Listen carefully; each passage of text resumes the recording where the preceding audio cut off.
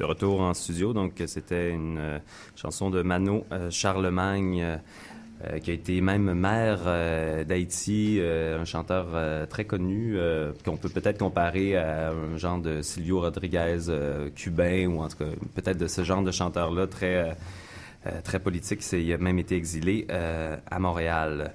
Donc, et maintenant, il vit à Miami, je crois. Donc, on laisse le temps à nos invités de s'installer. Ils sont là. Comment allez-vous? Donc, bien. Joséphine Bacon et René Saint-Éloi. Ils sont arrivés. Vous êtes arrivés. On est très contents. Donc, on va vous laisser reprendre votre souffle parce que Élodie va nous raconter un peu votre histoire là, de manière très brève. Donc, parce qu'elle s'est rendue aussi, Élodie Comtois, aux rencontres québécoises en Haïti qui se sont déroulées le 1er mai dernier, là, au mois de mai dernier. J'ai eu cette chance. Donc, tu as eu cette chance. Alors, raconte-nous un peu comment cette histoire-là a débuté, puis après, on va parler à nos chers invités. Je vais faire ça brièvement. En fait, ces rencontres-là ont lieu donc du 1er au 8 mai dernier, les premières du nom, les rencontres québécoises en Haïti, qui s'intitulaient, on peut dire, qui se sont débutées avec un simple mot, Haïti. Voici Québec, Québec, voici Haïti. Et c'était sur cette simple présentation donc que se sont ouvertes ces rencontres qui sont nées d'une idée un peu folle de Rodney Saint-Éloi, poète, auteur et éditeur de Mémoires d'Encrier, et qui, pour fêter ses 10 ans, a eu la belle et folle idée d'amener avec lui des auteurs du Québec, québécois, et des auteurs haïtiens vivant au Québec, sur sa terre natale. Alors, l'idée, c'était donc de rassembler deux peuples francophones d'Amérique. Et Dany Laferrière, qui présidait les rencontres québécoises en Haïti, a d'ailleurs eu cette phrase pour illustrer les rencontres qui était « C'est un peu comme si je présentais ma jeune fiancée à ma mère ». Donc, parmi les auteurs qui ont accompagné tout ce voyage, il faut citer évidemment Joséphine Bacon, qui était la vedette des rencontres québécoises en Haïti. Poète inou qui a vraiment enchanté les Haïtiens. Citons pêle-mêle, il y avait Paul Bélanger, poète et éditeur du Norois, aussi Aurélie Laflamme, la célèbre auteure des séries... India Desjardins, c'est l'un remplace l'autre. India Desjardins, l'auteur de la série Aurélie Laflamme. On peut parler aussi de Yara El Gadban, qui était une auteure romancière d'origine palestinienne, mais aussi Marie-Hélène Poitras, auteure de Griffintown, Alain Deneau, le seul essayiste de notre belle équipée. Et en fait, pendant 8 jours, auteurs et éditeurs donc, se sont rencontrés pour parler du chaud et du froid, de la place du paysage dans les écrits québécois et haïtiens, de l'influence de l'histoire. Il y a eu des visites dans les écoles, il y a eu toute une délégation aussi qui sont partis à Petit-Goâve, dans le village d'origine de Dany Laferrière, où il a été sacré poète roi. Donc voilà, les auteurs n'ont pas chômé, mais je pense que ce qui est le plus intéressant, c'est de parler avec nos invités. Je voulais juste planter le décor un petit peu. Ben oui, je sais que Élodie m'a tellement parlé en bien de cette expérience-là. Je pense qu'elle a été transformée, peut-être comme Madame Bacon qui est ici aussi. Donc, René Saint-Éloi, vous êtes le directeur de Mémoires d'Encrier, c'est bien ça? Oui. Et comment vous est venue cette idée d'amener une gang de poètes, d'écrivains québécois en Haïti, justement? C'est une idée assez folle, comme l'a dit, si bien dit Élodie. Et l'idée est venue ici, à Montréal. Après le séisme, j'ai invité 17 auteurs haïtiens au Salon du Livre de Montréal. Donc, Montréal a accueilli des écrivains haïtiens. Il y avait une convivialité. Et moi, j'aime bien parler de dire au-delà du livre. Parce que quand on fait des livres, c'est pas des livres qu'on fait pour prendre du papier, mettre de l'encre sur du papier et avec l'alphabet. Ce qu'on essaie de faire, c'est de voir si on peut travailler à un vivre ensemble, à une meilleure société. C'est-à-dire à poser un certain nombre de questions. Donc, je pose la question toujours au-delà du livre. Et quand je dis au-delà du livre pour le 10e anniversaire de Mémoires d'Encrier, c'est de voir comment ces deux peuples francophones d'Amérique, comment le Québec, quand je lis Pierre Vallière, qui est représenté comme des nègres d'Amérique, comment faire en sorte que ces deux peuples se rencontrent. C'est-à-dire, je pense au peuple haïtien, au peuple québécois avec les Indiens, donc au grand peuple québécois, les Indiens, les Québécois et les gens, donc une grande diversité, faire ça pour célébrer le 10e anniversaire de Mémoire d'Encrier, mais au-delà de Mémoire d'Encrier, de notre identité d'éditeur, faire quelque chose qui nous dépasse, qui est plus grand que nous. Et c'est pourquoi les gens n'avaient pas compris, comme c'est le 10e anniversaire de Mémoire d'Encrier, pourquoi ne pas faire une affaire qui concerne strictement Mémoire d'Encrier. Ben, je pense que pour que Mémoire d'Encrier existe, il faut que ça concerne tout le monde. Et c'est pourquoi Éco-Société est invité, les autres éditeurs, Luxe Éditeur. Et c'était bien de voir comment les gens ont répondu. Les gens ont répondu comme si c'était leurs affaires. Et c'est ça, c'est pas ma petite affaire, c'est pas la petite affaire de Rodney Saint-Éloi, ni la petite affaire de Mémoire d'Encrier. Et j'en profite pour remercier tous les éditeurs, tous les auteurs des autres maisons d'édition qui étaient là. Et il n'y avait pas quelle maison d'édition, quel auteur, etc. C'était vraiment une véritable relation.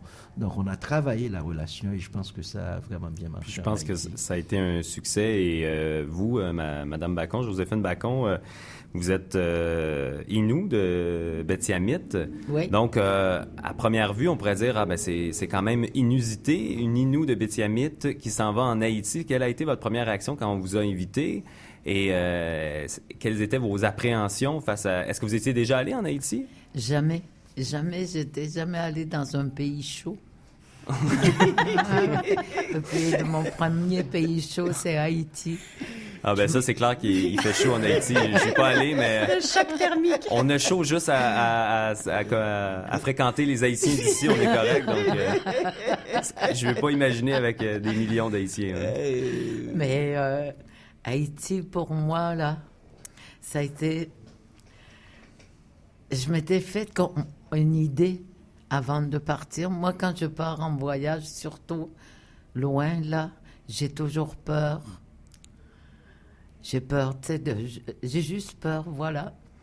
Mais quand je suis arrivée en Haïti, là, d'abord, il y avait des gens qui nous accueillaient avec de la musique à l'aéroport.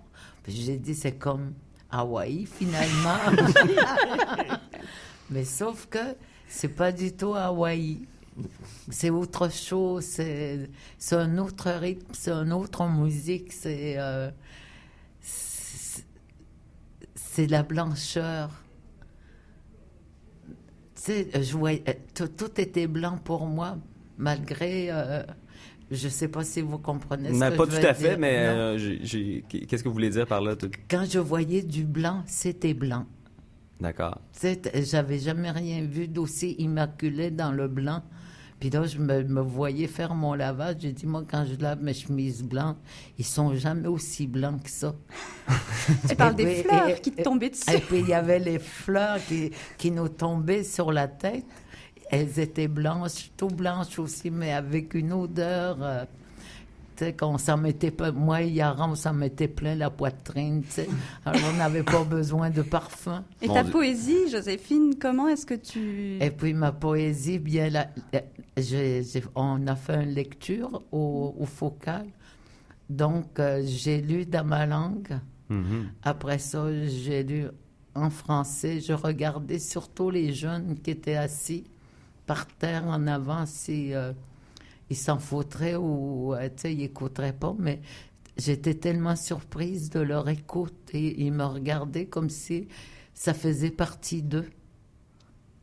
Après ça, je suis devenue à l'aise. J'étais chez moi. Comme je disais là-bas aussi, j'ai dit, je ne suis pas une étrangère ici. Je suis juste de la visite lointaine qui rend visite à sa parenté. Lointain. C'était la fiancée de Danny. Ben oui, c'est ça. J'imagine bien, c'est un couple improbable, mais pourquoi pas, effectivement. Mais Danny, on dirait que c'est le fiancé de pas mal de monde. Hein? Ouais. Mais tu vois, il y avait les Taïnos avant, là-bas. Ah oui, les Taïnos, tribus amérindiennes qui ont été décimées, qui ont été malheureusement. décimées. Mais après ça, c'est les Noirs qui ont été là. Alors, moi, je suis sûre que chez les Haïtiens, beaucoup de sang taïno coule. Donc, j'étais pas étrangère en allant là-bas. vous vous sentiez chez vous, puis justement, vous parliez il y avait beaucoup de jeunes, puis je pense que c'était un peu le but, René Saint-Éloi, de l'aventure, d'aller donc parler de littérature, puis de parler de littérature à des jeunes et comment eux ont réagi. On sait que les Haïtiens, cette culture-là littéraire est tellement forte chez vous. Donc, chez les jeunes, ils ont dû quand même être allumés par votre présence puis la présence des Québécois aussi. Oui, ils étaient très allumés, très à l'écoute et à l'écoute de tout. C'est-à-dire que il n'y avait pas vraiment de star. Tout le monde était, dès qu'on avait... À part Joséphine. Ouais. Oui, Joséphine est devenue une star. Bon, on ne sait pas comment, mais c'est vraiment une star. Vraiment grosse star.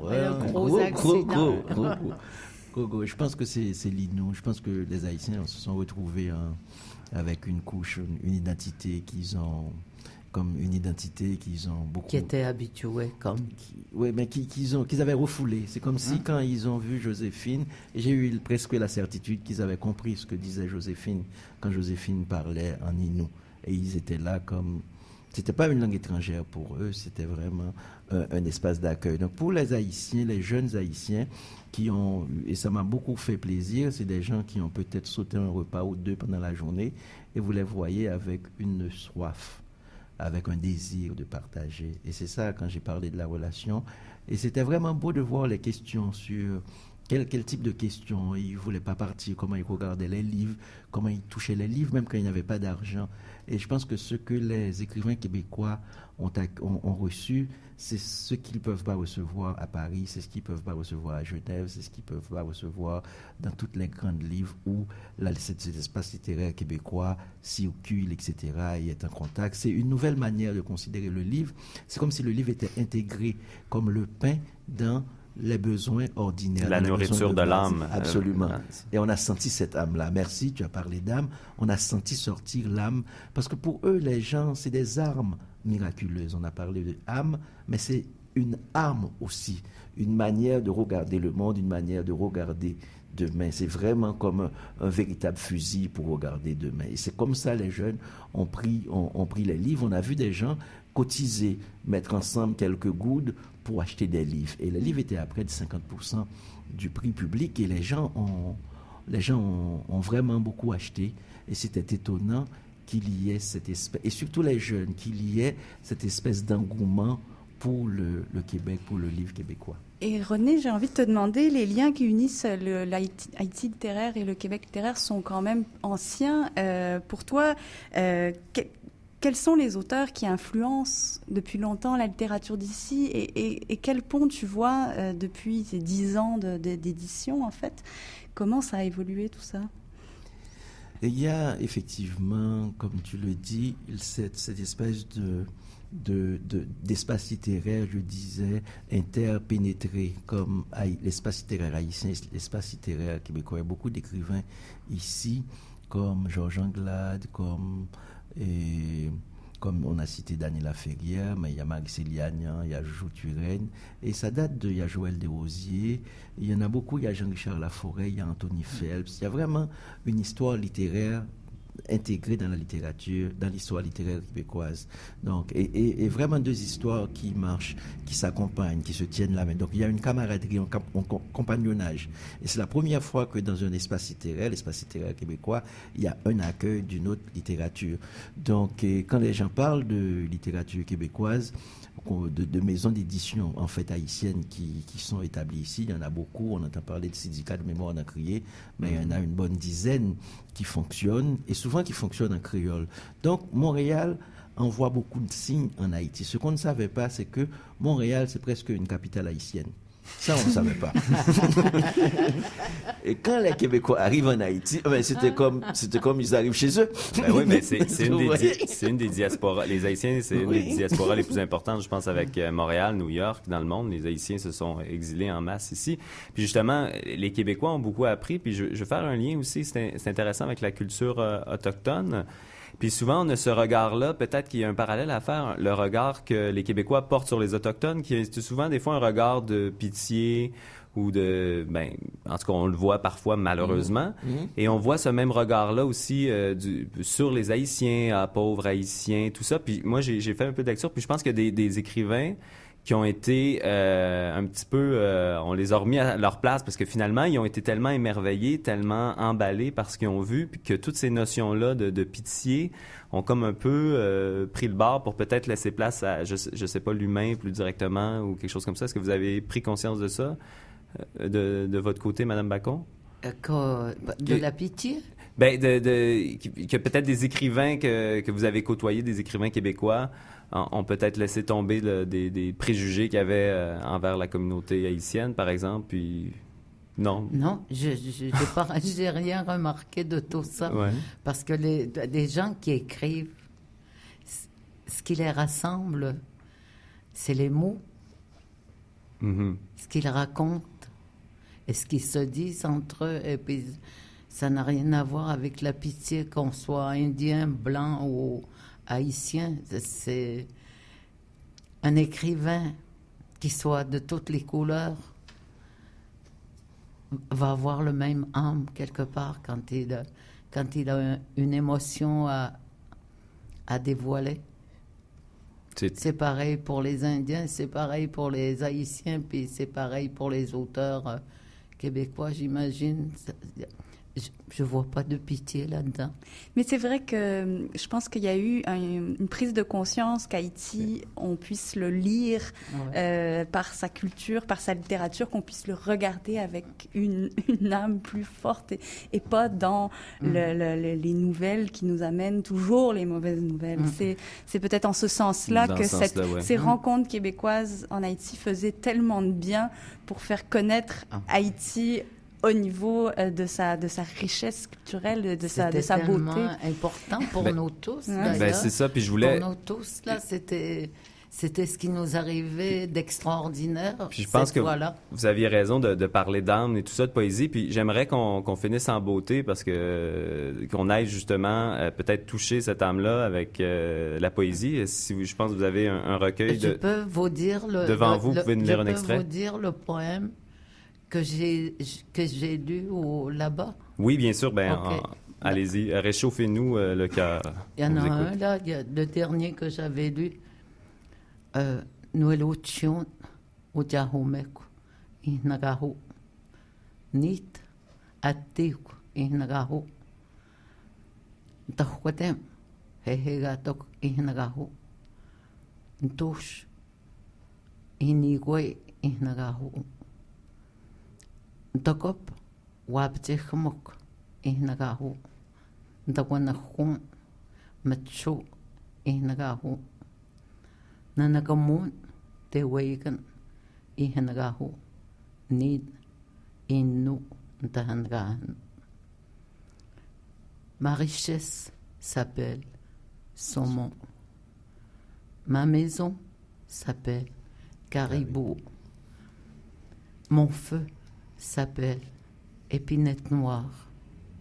Mon canot s'appelle bolo. Ma robe s'appelle lichen. Ma coiffe s'appelle aigle. Mon chant s'appelle tambour. Moi, je m'appelle humain. Je pense que ça dit tout et c'est merveilleux, c'est fantastique. On va se quitter là-dessus, on doit se quitter malheureusement. René Saint-Éloi, merci beaucoup de votre présence et de votre fabuleuse initiative. Joséphine Bacon, merci aussi, c'est un plaisir. Donc, on espère vous retrouver. Vous avez vraiment ensoleillé notre cœur. Alors, et je veux dire que Joséphine est toujours une vedette parce que les gens lui envoient des bisous à travers la fenêtre. Voilà. C'est extraordinaire. Merci. Merci beaucoup. Merci beaucoup.